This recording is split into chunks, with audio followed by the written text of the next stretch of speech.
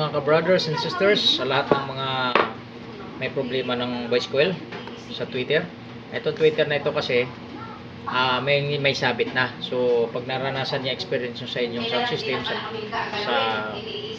speaker nyo na parang may garalgal siya, may sabit na parang may mga langgam-langgam kapag kumakanta kayo. Kadalasan ito yung nagiging problema niyan sa voice coil niya, sa Twitter niya. So ngayon pag nagpapalit kayo nito, katulad nito yan. Yan, dito yan eh. Pag nagpapalit kayo nito na walang holder, kasi ito mabibili ito ng ano lang eh, 15 pesos lang eh. Kaysa bumili kayo nito, 250 yan. Okay, 250 ito eh. 250 yan. Ito, 15 pesos lang nabibili ito. Okay?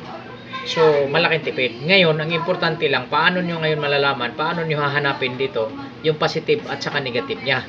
Kasi hindi pwede magkabaliktad sa pagkabit yan. Kasi may nabibili ka na ganito na walang holder. Okay? So para, halimbawa ito may holder to. Ayan, may holder yan.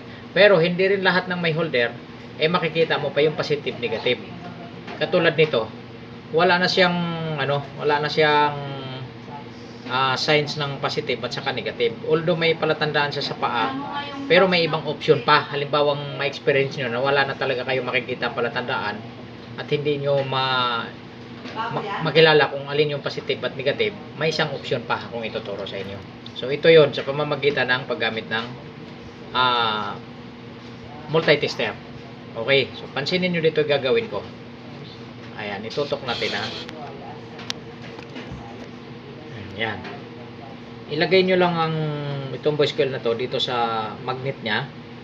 Ayan. Tapos, iset nyo yung inyong tester sa times 10 o pwede rin sa times 1. Okay, so gumagana na siya.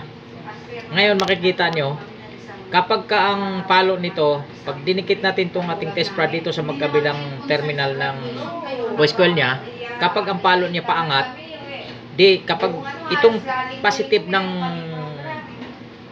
test prod natin, pag dito natin ilagay at sa kabila naman dito yung negative, kapag ang palo niya paangat, ibig sabihin ito ang negative. Pagbaliktarin mo, o dapat mahanap mo kung saan natapat yung test prod na pula na positive.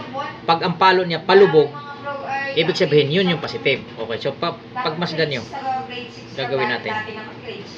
Iwasan nyo lang na madikit dito sa bakal kasi may bakal to Ayan. O, tingnan nyo ang palo niya. Ayan, paangat siya So nakita nyo, paangat siya. Okay, so ibig sabihin yan, ito yung negative, ito yung positive niyan. Dapat ito bumaba to ngayon. Ang palo niyan, ang laro nito dapat bumaba. Kita nyo? Ayan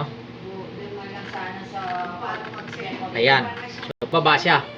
So ibig sabihin ito yung positive niya. Ikutin natin. Okay, baliktarin natin Dito natin ilagay yung negative para makikita lang, inikot ko lang pero pareho same lang yan.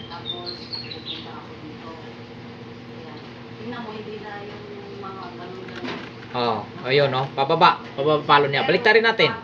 Ilagay natin yung kanyang positive sa negative. Tingnan niyo yung mangyayari. Aangat yan. Napansin nyo, umangat. So, ibaba natin. Okay. Lumuwa. So, meaning, na ito yung kanyang negative at ito yung positive. Baliktarin natin. Diba? Hindi siya umangat. So, ngayon, alam nyo na. Para maano nyo na hindi na kayo malilito. Ayan. Baluktutin nyo yung kanyang positive para hindi na kayo maliligaw. So, ngayon, ililipat nyo na dito yan sa itong kanyang holder. Pwede nyo siyang idikit gamit ang rugby katulad ng ginawa na to. Ito ginawa ko na. Ayan, gumamit lang kayo ng rugby. Tapos idikit nyo lang ito ng doon sa tapos matatandaan nyo na kung alin yung positive dito. Para pag kinabit nyo na doon sa papuntang sa ampli nyo kasama sa mga speaker, alam nyo na kung saan yung positive at saka negative. So nakuha nyo na ba? Okay. So salamat sa panonood. Thank you very much.